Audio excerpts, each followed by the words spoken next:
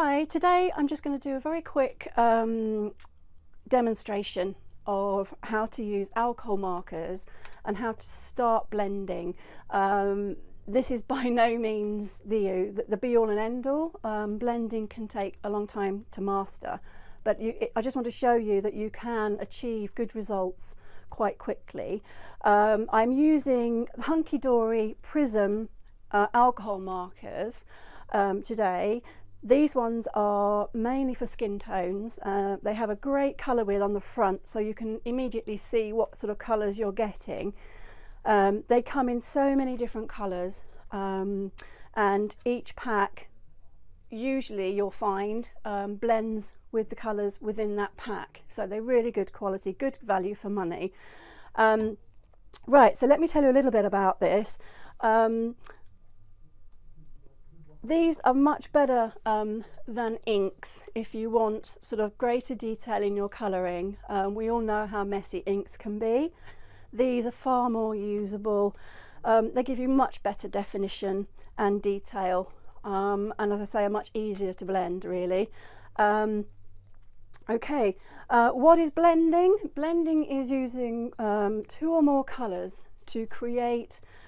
Today I'm going to use this stamp to create like a skin tone, which gives it sort of that warm, sort of more 3D feeling. Okay, these are great if I just open the pack.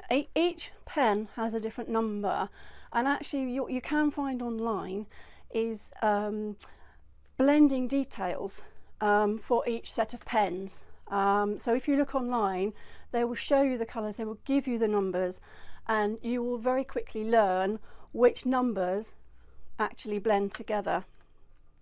So just bear with me. Okay, so if we take these out, there are two ends. One end is a chisel nib, which is great for colouring larger areas more quickly. The colours are really lovely. This end, the nib, gives you much finer detail, as you can see. Okay, and that's the end that we're going to be using today. Okay, so some markers actually on the market, you can actually buy individual nibs that you can attach to the ends that actually turn them into fine line markers as well. I'm not sure sort of who does. I know they are available for certain makes, so it's always worth looking to, you know, if you wanted to a fine line marker. Okay, right, so let's get on. For stamping with alcohol based markers, you do need to use a dye based ink. Okay, I've already stamped this using my stamping platform. The other thing to note about when you want to blend is it's always worth buying the right kind of paper. If you want good results, you need to have a specific paper that allows the ink to go through and to blend. So this is specifically for blending. You can get different makes, but always, I think it's a little bit more expensive, but it will give you the results that you need.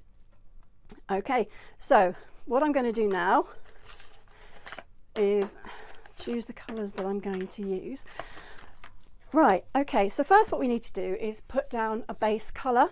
Okay, and for this one I am going to use 550. There we are, on the nib. So what we need to do is just, and using circular motions, lay down a base colour.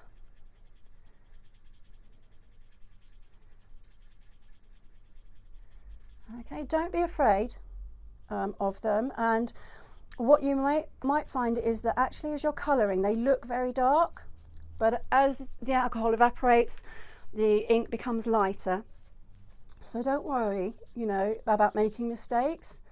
I think the best thing to do is just keep practicing until you're happy with the result. Okay, So next thing we need to do is find out where the light and shade is. Okay, so for this particular demo, I'm only going to do a very basic one for you. There is reams of information out there on how to choose the light source and where the light source is coming from. Well worth a read.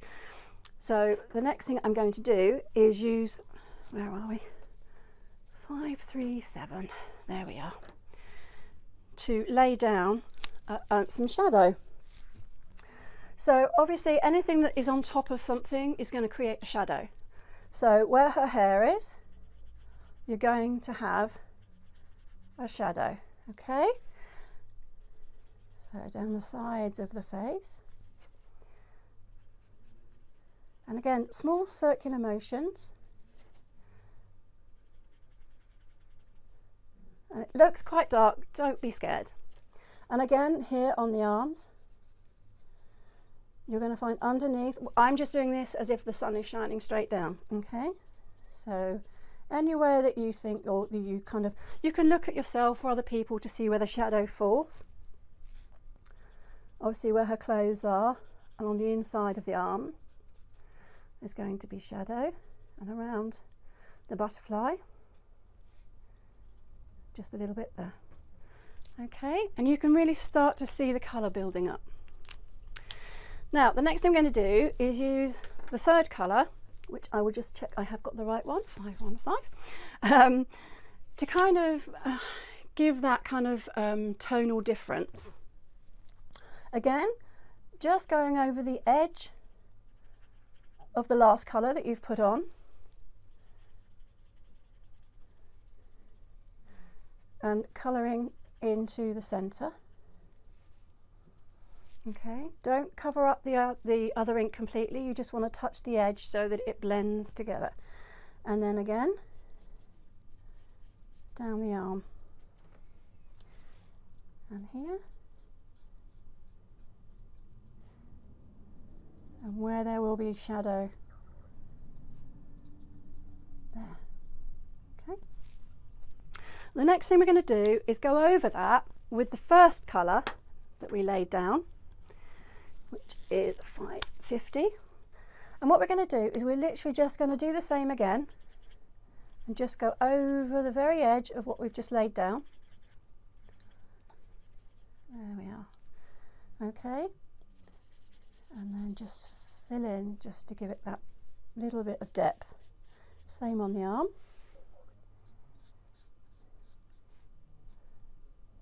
There we are. And basically, there you have it.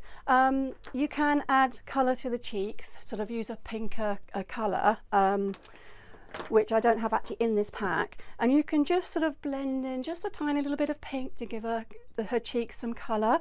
And basically, I hope you can see that it gets lighter towards the middle. I'll just hold it up for you. There we are. So you can just see where the shadow falls, where her hair is. And what I also like about these pens is that in one pack, not only can you do skin tones, but you could start the hair as well. Okay, so again, you know, the stamp gives you some idea of where their shadow's falling. Right, so what we'll do is 536, this is the lighter one. Oops, wrong end. There we are. Ugh. Okay, so what we need to do is just use brush strokes for the hair, because we want to sort of mimic how hair falls, and we don't want to block colour it because that's not really what it looks like. So what we're going to do is just go around gently. You don't need to fill in every single part. And then as you can see here where the shadow is likely to fall, again behind her face and her neck, and this bit here is behind, this bit's in front, this bit's behind, so we know that's going to be more in shadow. So again, just some very light brush strokes just to give the illusion of hair.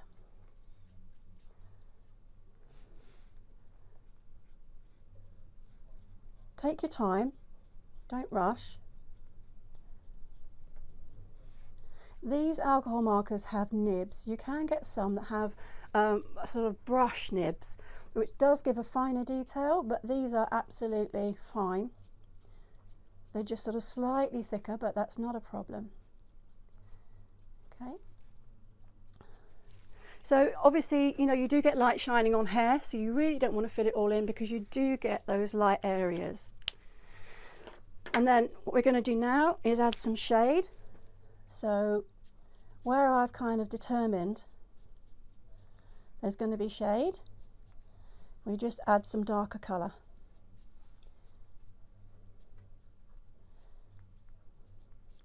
So anything that's behind is going to be darker, obviously.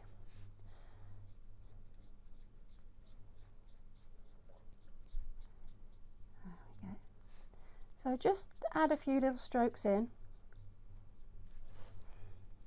And I hope you can kind of get the idea, because hair does have different tones, it isn't all one colour.